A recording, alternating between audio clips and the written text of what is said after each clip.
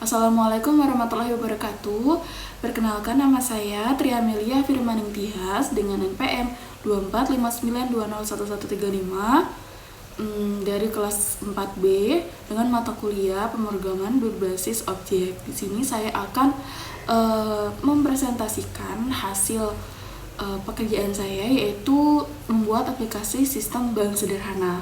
Untuk penjelasan materi dan codingannya ditonton di video selanjutnya. Di sini saya membuat aplikasi sistem bank sederhana. Langsung saja kita ke deskripsi aplikasinya. Yang pertama adalah latar belakang. Dalam pengelolaan keuangan, pencatatan transaksi yang dilakukan secara manual itu seringkali menimbulkan risiko kesalahan hitung atau ketidakteraturan dalam memantau saldo. Sebagai solusi atas permasalahan tersebut, maka diperlukan sebuah sistem otomasi sederhana yang mampu merekam aktivitas perbankan, seperti setoran, penarikan, dan pemantauan saldo secara sistematis. Pendekatan berbasis object-oriented programming ini dipilih karena untuk memastikan bahwa setiap akun nasabah atau pengguna dapat dikelola dengan aman, baik, dan mudah untuk dikembangkan di masa depan. Nah, tujuannya membangun sistem simulasi perbankan yang mampu memproses transaksi keuangan secara akurat dan otomatis. Yang kedua, menerapkan prinsip encapsulation untuk melindungi integritas data saldo dari akses luar yang tidak terotorisasi. Nah, konsep OOP yang digunakan itu, yang pertama ada kelas dan objek. Kelas berfungsi sebagai rancangan untuk menciptakan akun bank. Di sini, akun bank itu mendefinisikan atribut seperti nama, PIN, dan juga saldo.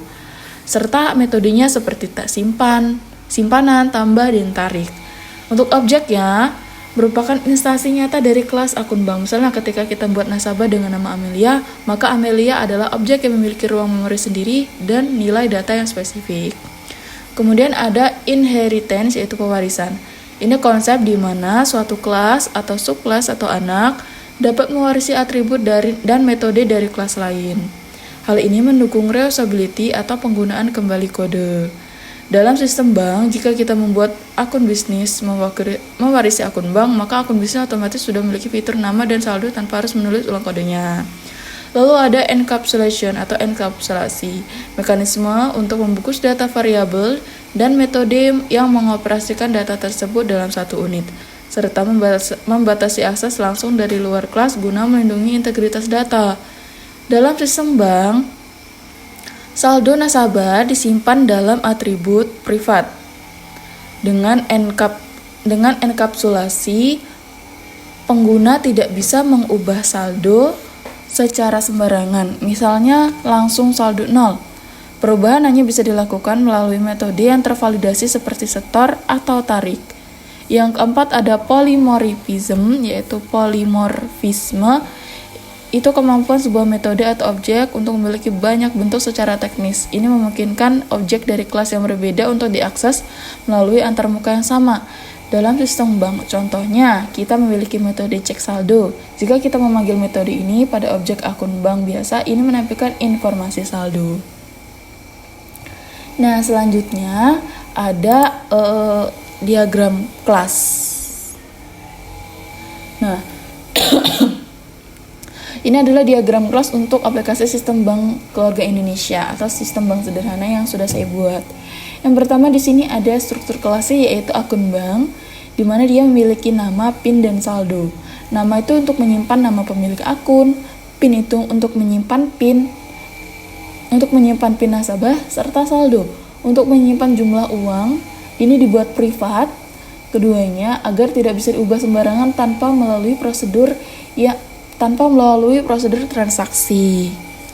Nah, selanjutnya metodenya ini berfungsi untuk membuat akun baru dengan mengisi nama PIN dan saldo awal. Selanjutnya ada cek PIN. Ini untuk memeriksa apakah PIN yang diinput user itu cocok dengan data yang tersimpan. Selanjutnya ada simpanan dan tarik saldo, di mana untuk menambah atau mengurangi saldo. Selanjutnya ada cek saldo, yang dimana untuk menampilkan sisa saldo saat ini. Nah, kemudian ada alur programnya, itu jalankan bank. Yang pertama ada autentikasi. Sistem itu meminta input nama dan PIN. Selanjutnya ada hubungan instansiasi create untuk membuat objek akun bank berdasarkan input user. Terus langkah yang ketiga ada verifikasi, yaitu sistem memanggil cek PIN untuk mencocokkan data. Jika PIN benar, maka sistem akan menampilkan menu transaksi seperti cek, store, dan tarik. Jika PIN-nya salah, maka sistem akan menolak akses. Lalu langkah yang keempat, bergantung pada pilihan pengguna. Jadi sistem akan memanggil fungsi dalam kelas akun bank untuk memproses data secara aman.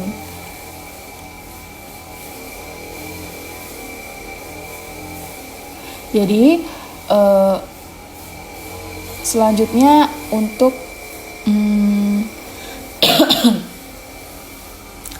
bagian kode, di sini ada kelas akun bank.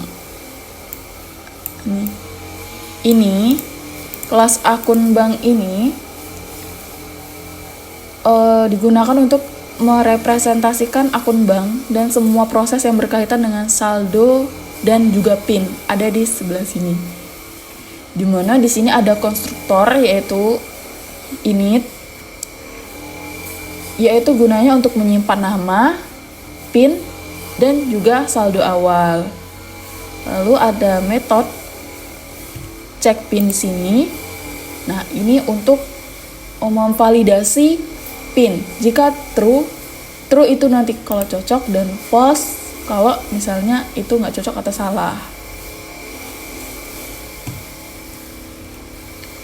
Selanjutnya di sini ada metode simpanan. Nah, metode simpanan ini digunakan untuk menambah jumlah saldo. Jika itu valid, maka saldo akan bertambah.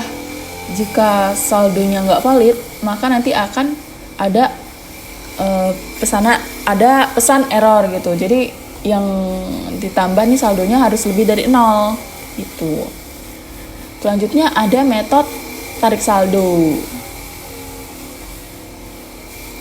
Nih, metode tarik saldo, dimana ini adalah untuk metode untuk menarik uang.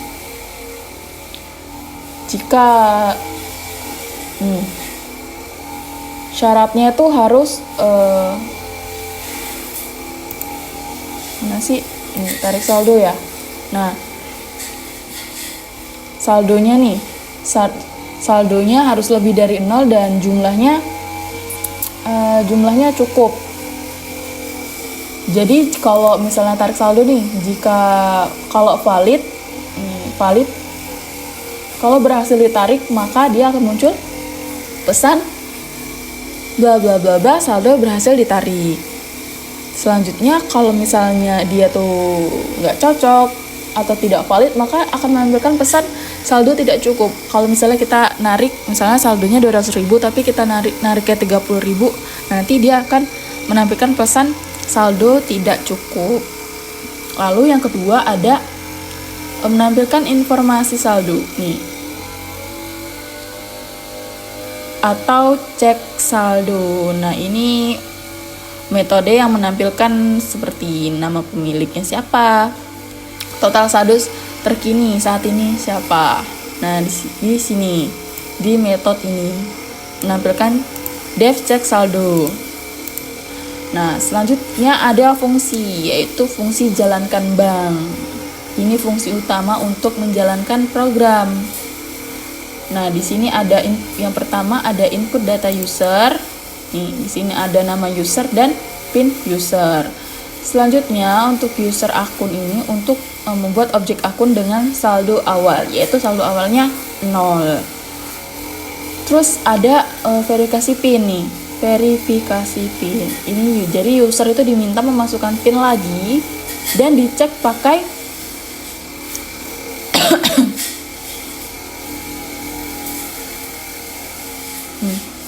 dia nanti akan dicek pin di atas tadi.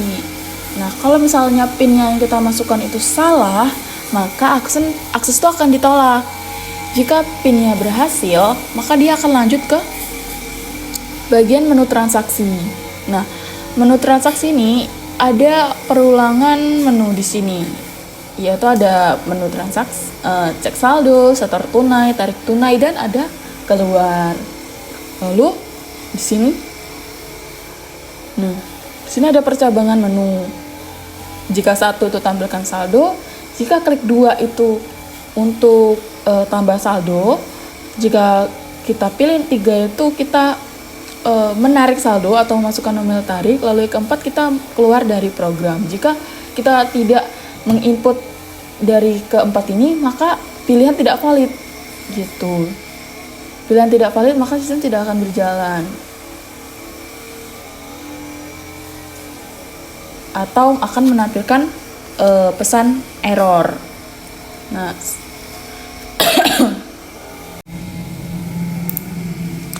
nah, selanjutnya di sini kita akan menjalankan programnya untuk melihat outputnya seperti apa. Nah, di sini kita masukkan nama,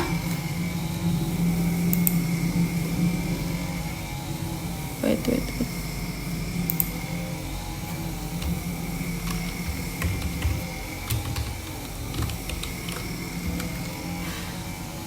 Terus masukin pinnya.